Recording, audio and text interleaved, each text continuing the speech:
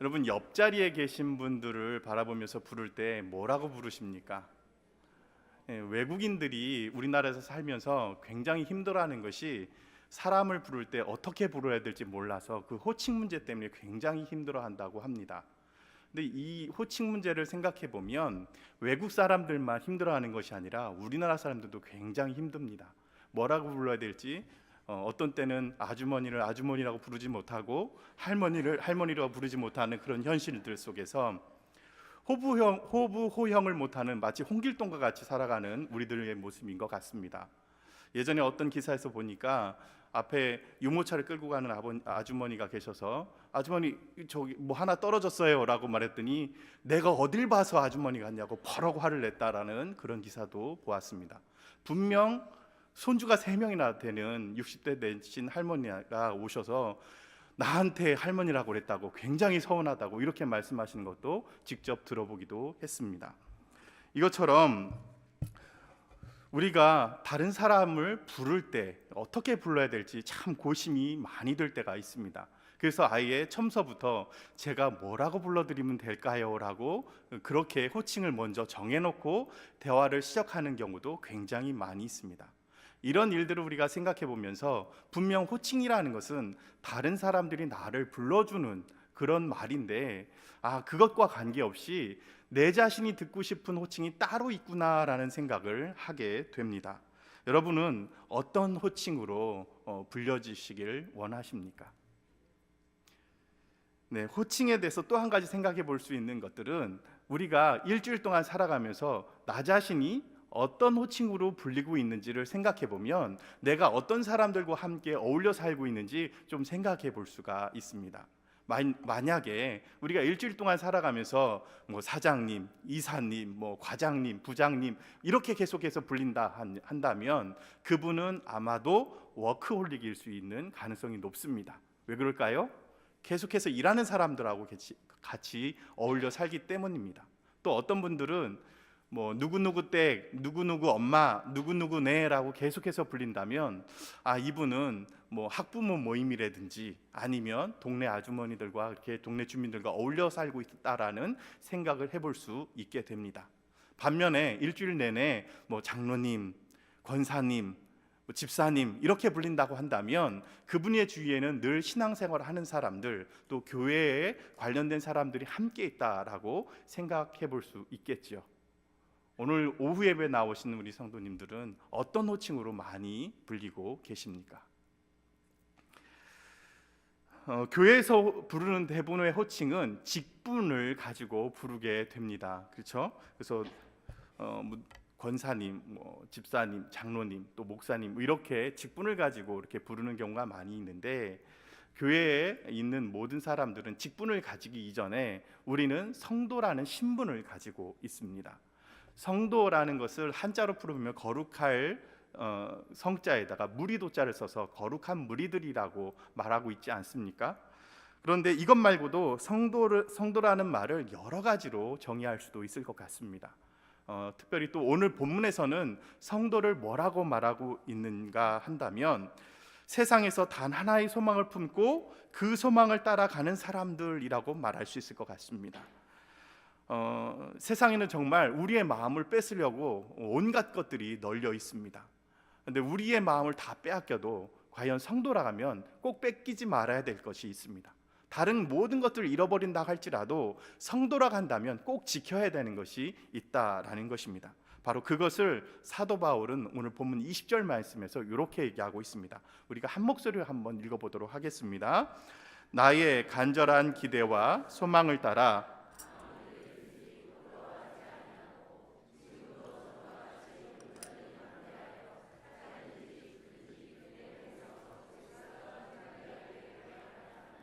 아멘. 사도 바울이 단 한 가지 소망, 포기할 수 없는 단 한 가지 소망을 뭐라고 말하고 있는 것 같습니까? 네, 감사합니다. 우리 안에 그리스도만이 존귀하게 되는 것이다. 이렇게 말하고 있습니다. 우리 안에 예수 그리스도의 이름이 영광스럽게 드러나는 것, 그것이 성도가 가져야 될 소망이며 또 성도가 그것을 위해서 살아가야 된다라고 가르쳐주고 있습니다. 이렇게 성도의 단 한 가지 소망인 하나님께 영광 돌리는 삶, 그리고 그리스도를 존귀하게 하는 삶, 또 우리 안에서 예수 그리스도만 보이게 하는 삶을 어떻게 살아가야 될 것인가, 오늘 본문을 우리가 함께 살펴보면서 우리가 성도의 삶, 단 한 가지의 소망을 품고 살아가는 사람이 어떻게 살아갈 것인가 함께 살펴보고 은혜 나누는 시간 되기를 원합니다. 첫 번째로 우리는 담대하게 되어져야 합니다. 보통 우리가 담대한다는 말은 능동적으로 생각합니다. 용기를 갖자, 내가 한번 해볼 수 있다 라고 말합니다. 그런데 저는 지금 담대하게 되어져야 된다라고 말했습니다. 누군가가 우리에게 담대함을 불어줘야 된다는 것처럼 들리죠. 이 말은 좀 어색하게 들릴 수도 있습니다.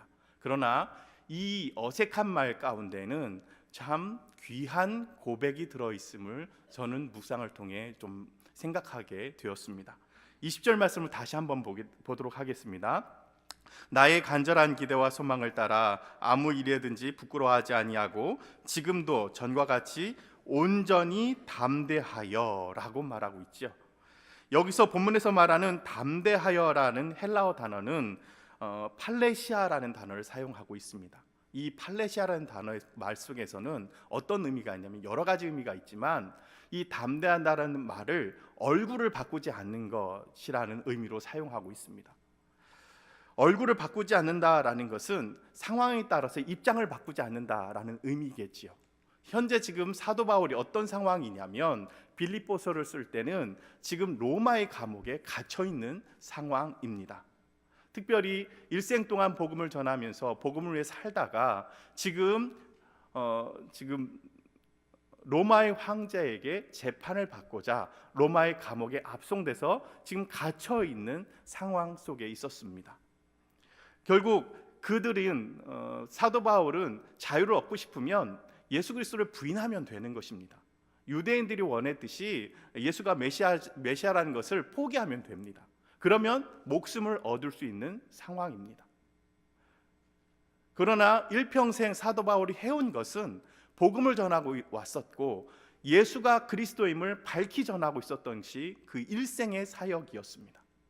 그렇기 때문에 자신의 목숨을 위해서 자신의 입장을 바꿔버리는 것, 얼굴을 바꾸는 것은 담대함이 아닐 것입니다. 담대함이란 하나님 앞에 나가는 얼굴과 세상을 향한 얼굴이 다르지 않은 것, 그것이 담대함입니다. 우리 주변 가운데는 신앙생활을 잘할 수 있는 여건인데도 불구하고 자녀들이 교회에 잘 나오지 않는 가정들이 있습니다. 뭐 여러 가지가 이유가 있겠죠. 그런데 좀 그 중에서도 안타까운 이유 중에 하나는 부모님들이 교회에 나오시면서 보여주는 얼굴과 가정에서 보여주는 얼굴이 달라도 너무 다르기 때문에 안 나온다고 말하는 경우가 있습니다. 안타까운 일이죠. 이것이 정말 우리가 신앙인들이 살아갈 때 교회에서의 모습 다르고 가정에서의 모습 다르고 일터의 모습이 다르지 않기를 원합니다. 어디서나 하나님 앞에 대하던 그 얼굴 그대로 우리가 계속해서 살아가는 것, 그것이 담대함이라는 것입니다. 또 한 가지, 이 팔레시아라는 단어 속에 담겨져 있는, 담대함 속에 담겨져 있는 뜻 중에 하나는 솔직함이 담겨져 있습니다. 어떤 솔직함을 사도 바울은 오늘 본문에서 보여주고 있을까요? 20절 중간에 보면 부끄러워하지 아니하고라는 단어가 있습니다. 부끄러워하지 않는다라는 이 말이 우리나라 말로는 좀 능동적인 의미를 가지고 있지만 오늘 본문에서 나오는 헬라어 단어는 수동태 역할을 가지고 있습니다. 그러니까 조금 더 의미를 살려서 얘기한다면 부끄러움을 당하지 아니하고라는 뜻이겠지요. 사도 바울의 입장이라면 30년 정도 동안 복음을 전하고 다녔지 않습니까? 복음을 전하면서 정말 엄청난 어려움을 다 겪어봤는데 복음을 위해서 당하는 부끄러움쯤은 뭐 얼마든지 잘 견뎌내고 극복할 수 있는 상황 아니겠습니까? 난 30년 넘게 복음을 전하면서 살아온 사람이야. 내가 복음을 전하고 다니다가 뭐 굶기도 많이 했고, 그리고 또 어려움도 많이 당했어. 내가 복음 전하려고 배 타고 가다가 배가 파손돼 가지고 죽을 뻔도 했고, 온갖 핍박을 다 받았어도 내가 복음만 붙들고 여기까지 온 사람이야. 난 누가 뭐라 해도, 칼을 목에다 들여대도 나는 부끄럽지 않아. 이렇게 말할 수 있는 사람이 바울 아니겠습니까?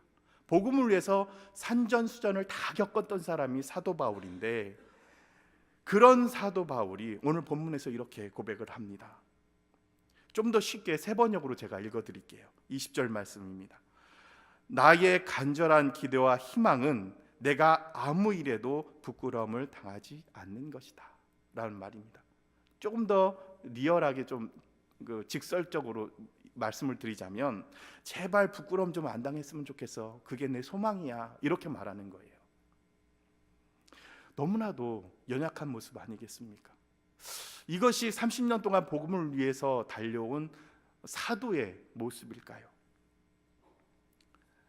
하지만 이 고백 속에서 우리는 느낄 수 있는 것은, 사도 바울이 나는 얼마나 이렇게 허물투성이고 연약한 존재인지 몰라 라는 고백을 하고 있다는 사실입니다. 그것을 누구에게도 드러내고 싶지 않은 모습이잖아요. 다른 사람한테 보여줄 때 나의 좋은 모습, 능력 있는 모습, 그리고 잘 나가고 있는 모습을 보여주고 싶지, 다른 사람에게 연약한 모습, 그리고 정말 다른 사람에게 좀 비참해 보이는 모습은 드러내고 싶지 않은 것이 사람의 심리입니다. 그런데 그럼에도 불구하고 그들 앞에 나는 이렇게 연약한 존재이다, 나는 이렇게 허물투성이다 라고 솔직하게 드러내는 것, 그것이 담대함이라는 것입니다. 그리스도인인데 그리스도인답게 사는 게 뭐가 그렇게 유세인 거야? 당연한 것 아니야? 라고 말씀하시는 분이 있다면, 그분은 신앙생활과 거리가 먼 제3자일 가능성이 높습니다.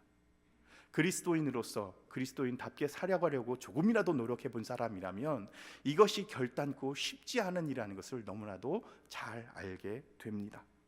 주를 위해서 산다고, 하나님께 영광을 돌리면서 살겠다고 다짐하지만 우리가 그만큼 다짐한 만큼 수없이 실패하는 것이 우리들의 모습 아니겠습니까?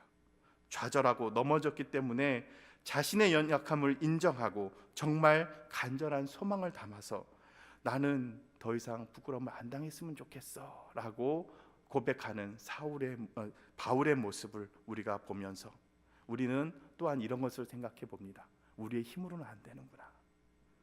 우리의 힘만으로는 절대적으로 이런 일들을 감당할 수 없구나 라는 것을 생각해 보게 됩니다. 그래서 사도 바울은 19절 말씀에서 이렇게 고백하는 것입니다. 이것이 너희 간구와 예수 그리스도의 성령의 도우심으로 나를 구원에 이르게 할 줄 안다 라고 말입니다. 성도는 자신의 한계를 너무나 잘 알고 있습니다. 성도는 스스로 능력이 있고 힘이 있어서 교회를 섬기고 봉사하고 복음을 전하고 하나님의 영광을 드러내는 존재가 아닙니다.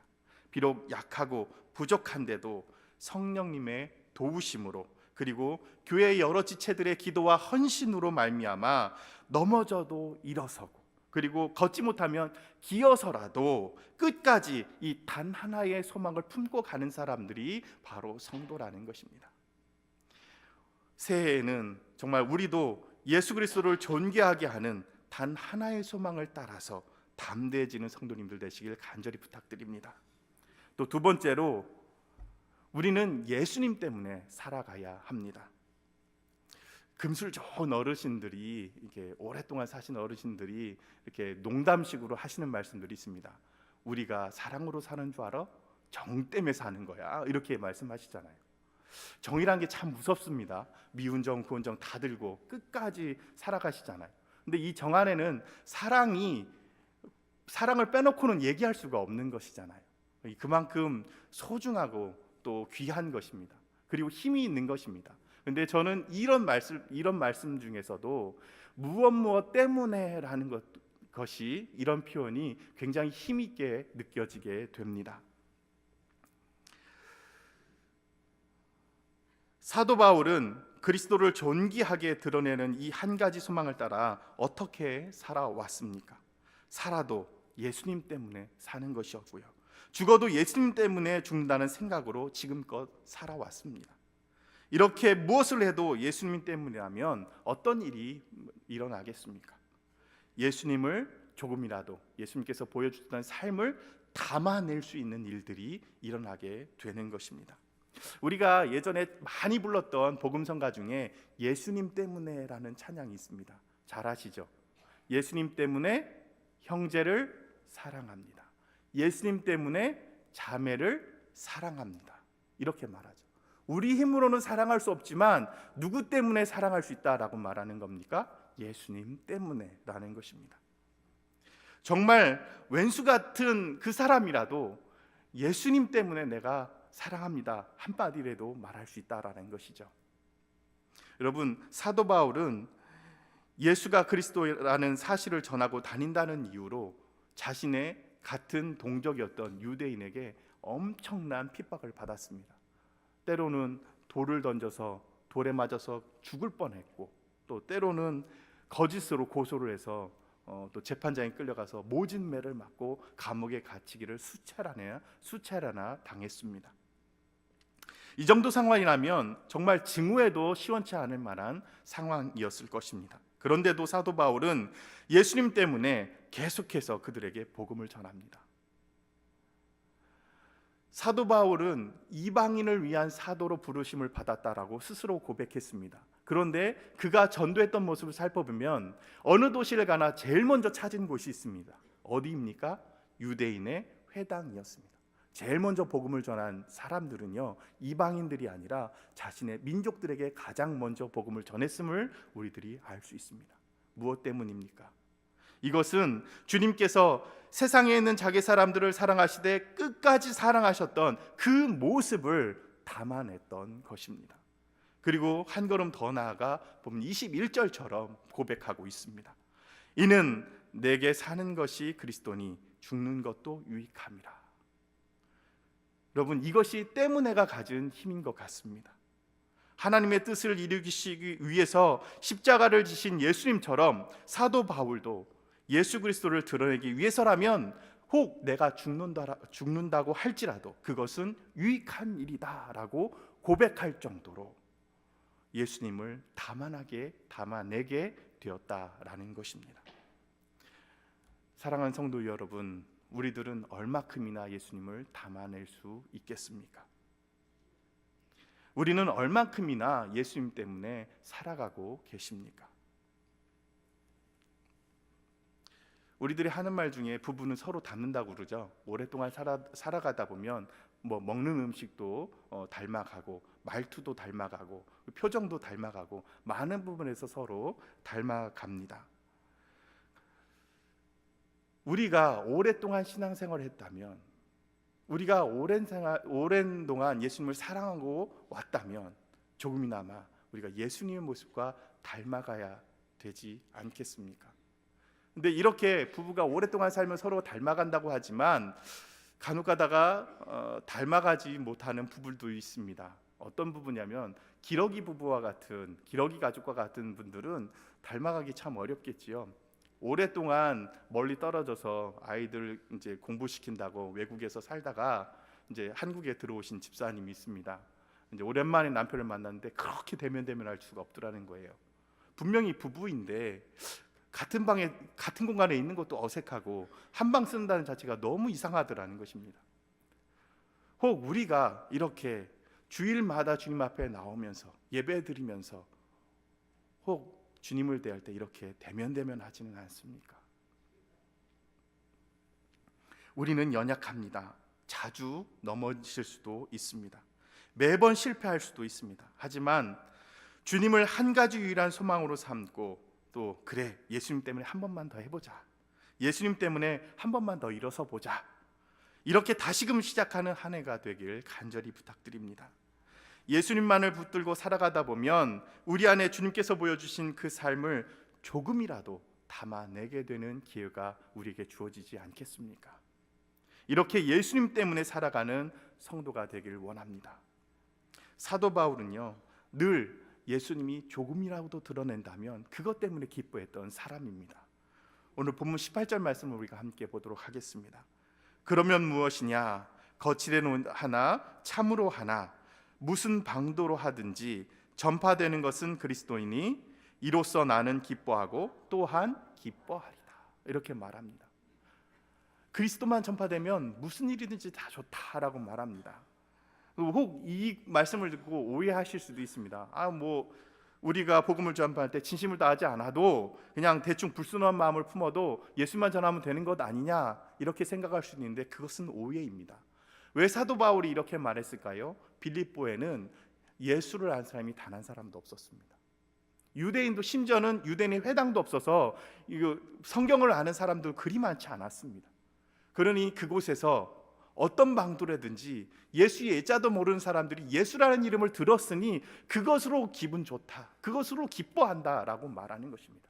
그런데 지금 우리가 살아가는 지금 우리 사회는 어떻습니까? 예수라는 이름을 모르는 사람이 더 적을 것입니다. 그렇다면 우리가 전해야 될 예수의 모습은 어떤 것일까요?